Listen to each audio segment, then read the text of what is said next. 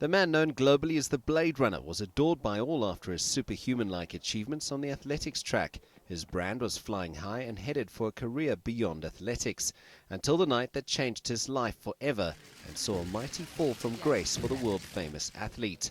Sports sponsorship guru Calvin Watt believes that had the tragic incident never happened, Pistorius would be one of the most successful athletes ever. When you look at the numbers that were being bandied about back in 2012, 2013, what his earning potential would have been into the Rio Olympics. And the Rio Olympics would have almost been his real, the homecoming of Oscar Pistorius as an athlete. You would guess that he would have won some more medals. It really would have made him the sort of quintessential athlete, Paralympic athlete of his generation. And I have no doubt that that would have led to enormous ongoing endorsements, even into his post-competitive years.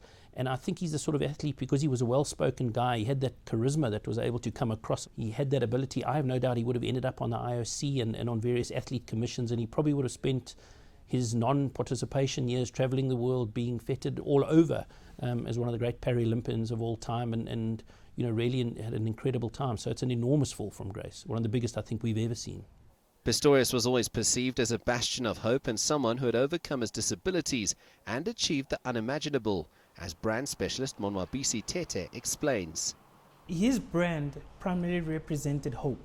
It was a brand that could say you could come from any environment, any disability, and get into what we call the normal environment. And I'd like to see, what he comes up with, because it's going to be quite a mammoth task, to get people believing in him again, to forgive him, and to say, look, as a brand specialist, or in terms of selling that hope, what is next? So quite interesting times.